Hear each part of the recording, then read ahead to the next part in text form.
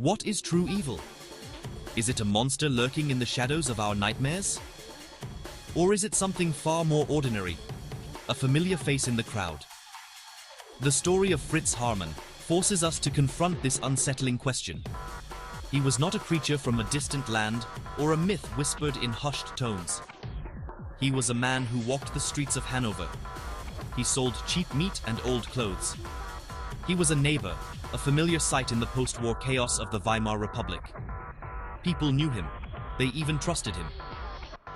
But behind this mundane mask was a darkness so profound, it would forever stain the city's history and redefine the very nature of human monstrosity.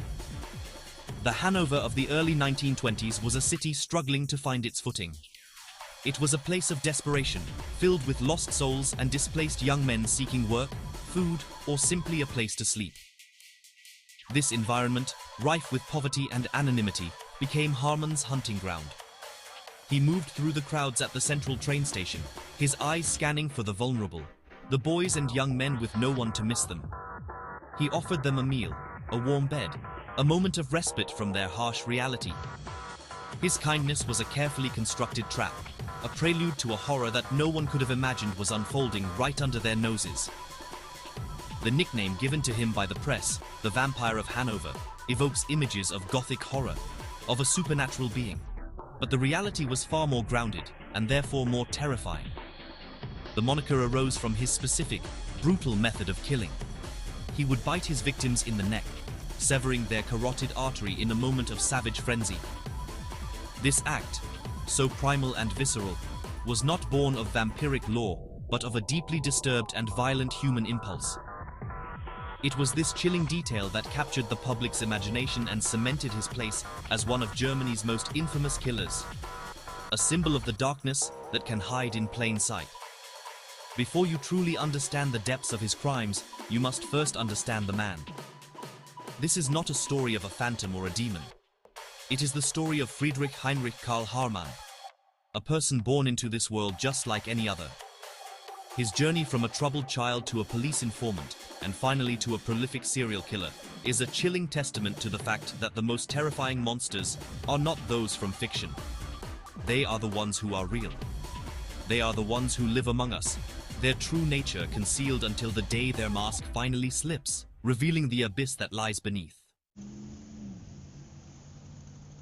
Friedrich Fritz Haarmann was born in 1879 into a world that seemed set against him from the start.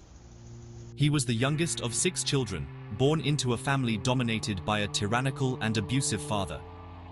His father, known locally as the Old Haarmann, was a locomotive fireman, a man of harsh words and even harsher actions. He openly despised Fritz, often calling him a weakling and a mother's boy. This constant torrent of verbal and physical abuse created a hostile environment, a home that was not a sanctuary, but a crucible of fear and resentment. The young Fritz found his only solace with his mother, clinging to her in a desperate search for the affection his father denied him. From a very early age, it was clear that Fritz was different. He was a quiet, withdrawn child who struggled to connect with his peers. He preferred solitude and was often lost in his own world, displaying behaviors that others found strange and unsettling. His development was slow, and he exhibited a passivity that was mistaken for simplicity. These early signs of a troubled psyche were largely ignored or dismissed by those around him, attributed to his difficult family life. No one saw the storm that was brewing inside the quiet boy, the deep-seated anger and confusion that were taking root within his developing mind, planted there by the daily cruelties of his father. His first serious brush with the law came early, marking the beginning of a long and complicated relationship with the authorities. As a teenager, he was accused of sexually molesting children, a grave charge that led to his first institutionalization. In 1898, he was examined by doctors and declared mentally ill, deemed incurably feeble-minded.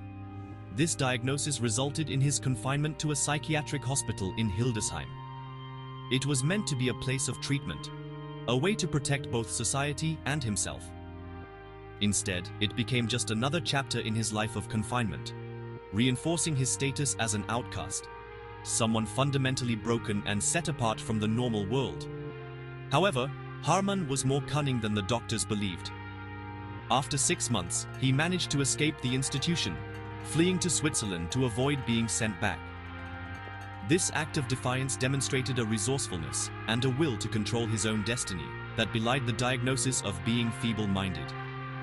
He eventually returned to Germany, but the pattern was set. He was now a man marked by the system, a known deviant whose future interactions with the law would be shaped by this early history. The seeds of his later life, a life lived on the fringes, manipulating the very system that had condemned him, were firmly planted in this fractured and painful youth. After his time in the psychiatric system and various minor prison sentences, Fritz Haarmann returned to Hanover. To the outside world, he appeared to be just another man trying to make his way in the difficult post-war economy. He established a small business, selling second-hand clothes and smoked meat from a cart. This trade gave him a veneer of legitimacy, a reason to be seen in the markets and on the streets. He became a familiar figure, a seemingly harmless peddler scraping by. This public persona was his greatest weapon.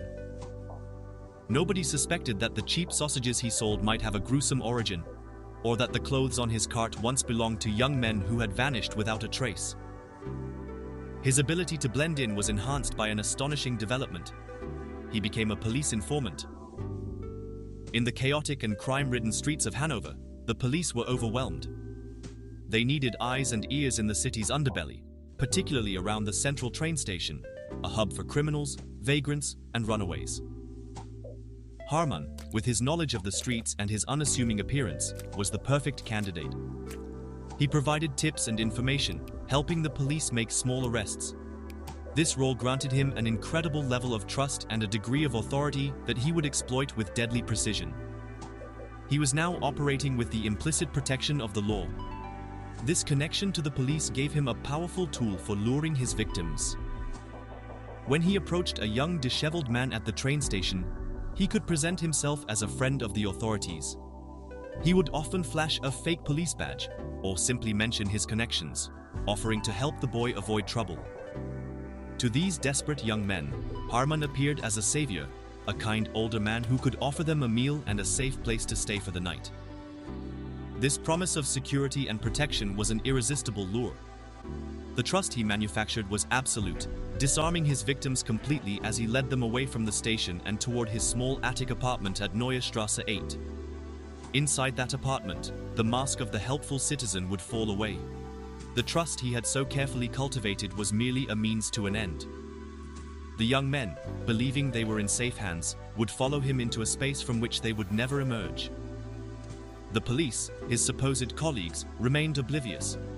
They saw him as a useful, if slightly odd, informant. They could not have fathomed that the man helping them catch petty thieves was, in fact, one of the most monstrous serial killers in German history, operating directly under their noses and using their own authority as a shield for his unspeakable acts. Das Muster der Morde war auf erschreckende Weise konstant. Ein Ritual aus Täuschung und Grausamkeit, das über mehrere Jahre hinweg immer weiter verfeinert wurde. Haarmanns Opfer waren fast immer die gleichen. Junge Männer und Jungen, meist zwischen 12 und 22 Jahren. Er suchte gezielt nach denen, die am Bahnhof Hannover verloren und allein wirkten, Menschen, deren Verschwinden vermutlich niemandem auffallen würde. Sie waren Ausreißer aus zerrütteten Familien, arbeitslose Jugendliche auf der Suche nach Beschäftigung oder Soldaten, die aus dem Krieg zurückkehrten und keinen Ort mehr hatten, an den sie gehen konnten. Er näherte sich ihnen mit einem entwaffnenden Angebot Essen, ein Dach über dem Kopf und Gesellschaft. Dieses einfache Versprechen von Menschlichkeit in einer kalten, gleichgültigen Welt war der Köder, und die verzweifelten jungen Männer griffen zu, ohne zu zögern.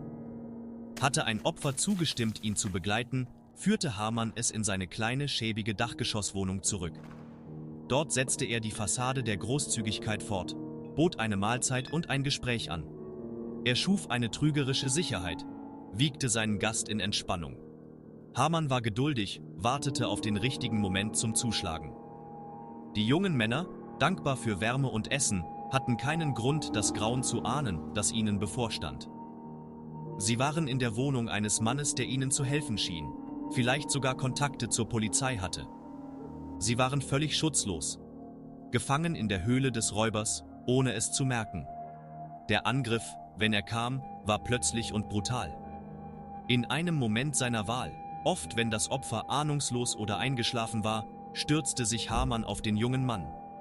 Seine Methode war erschreckend archaisch. Er überwältigte sein Opfer und biss in einem Anfall von Raserei tief in dessen Kehle, direkt oberhalb des Kehlkopfes. Der Biss war so kräftig, dass er die Halsschlagader durchtrennte. Ein schneller, blutiger Tod. Diese Signatur, diese Liebesbiss, wie er es später kaltblütig nannte, war die Quelle seines furchterregenden Spitznamens, der Vampir von Hannover. Es war ein Akt ultimativer Dominanz, eine brutale und intime Form der Gewalt, die seine Taten prägte. Nach dem Mord begann die grausame Arbeit der Beseitigung. Haarmann handelte methodisch und verstörend praktisch. Er zerstückelte die Leiche mit einem Metzgerbeil und einem Hackmesser. Eine Fähigkeit, die er wohl durch sein Nebengeschäft mit Fleischwaren erlernt hatte. Er entfernte alle Kleidung und persönlichen Gegenstände vom Opfer, die er später verkaufte oder seinem Komplizen Hans Granz übergab. Die Überreste seiner Opfer entsorgte er dann in der nahegelegenen Leine. Er wickelte die Körperteile in Stoff und warf sie im Schutz der Dunkelheit ins Wasser. Über Jahre hinweg funktionierte dieses grausame System nahezu fehlerfrei. Es ermöglichte ihm immer wieder zu töten, ohne beinahe eine Spur seiner abscheulichen Taten zu hinterlassen. Der Untergang von Fritz Haarmann begann nicht etwa mit genialer Ermittlungsarbeit, sondern mit den einfachen, unumstößlichen Gesetzen der Natur. Jahrelang hatte er die Überreste seiner Opfer in die Leine geworfen, im Glauben, das Wasser würde seine Geheimnisse vortragen. Doch im Sommer 1924 machten spielende Kinder am Flussufer eine entsetzliche Entdeckung. Sie fanden Menschenknochen. Erst einen Schädel, dann noch einen und schließlich immer mehr Knochenteile, die ans Ufer gespült wurden. Als der Flusspegel während der trockenen Sommermonate sank, konnten die grausigen Beweise von Haarmanns Verbrechen nicht länger verborgen bleiben. Die Stadt Hannover musste sich der Realität stellen. Ein Mörder war unter ihnen, der systematisch Leichen im Fluss entsorgte. Die Polizei leitete eine groß angelegte Untersuchung ein, durchkämmte die Leine und förderte eine erschreckende Menge menschlicher Überreste zutage. Knochen von Dutzenden jungen Männern. Allmählich richtete sich der Verdacht auf eine bekannte Figur vom Bahnhof, den Polizeiinformanten Fritz Haarmann. Schon lange kursierten Gerüchte über ihn und seine engen Beziehungen zu jungen Männern, und die Zweifel an der Herkunft des Fleisches und der Kleidung, die er verkaufte, wurden immer lauter. Die Polizei setzte ihn unter Beobachtung, verfolgte jede seiner Bewegungen. Das Netz zog sich zu, aber es fehlte noch der letzte, eindeutige Beweis, um den scheinbar hilfsbereiten Informanten mit dem Berg an Knochen zu verbinden. Das entscheidende Puzzlestück fügte sich am 22. Juni 1924.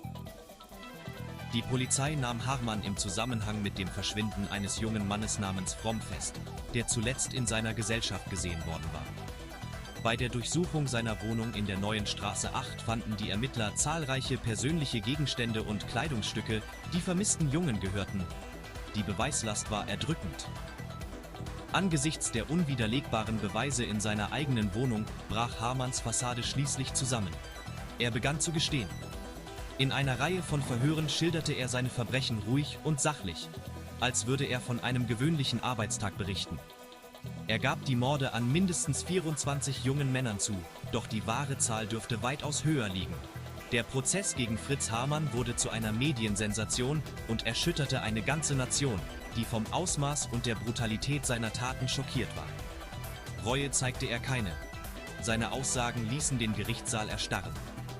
Im Dezember 1924 wurde er für schuldig befunden und zum Tode verurteilt. Am 15. April 1925 wurde Fritz Haarmann durch die Guillotine hingerichtet. Doch damit endet seine Geschichte nicht. Sie bleibt ein dauerhaftes, erschreckendes Mahnmal dafür, dass das Böse nicht immer das Monster aus unseren Albträumen ist. Manchmal ist es der ganz gewöhnliche Nachbar, das freundliche Gesicht in der Menge. Der Vampir von Hannover war kein Mythos. Er war real. Ein Mensch, der sich entschied, ein Monster zu werden. Und sein dunkles Vermächtnis verfolgt uns bis heute.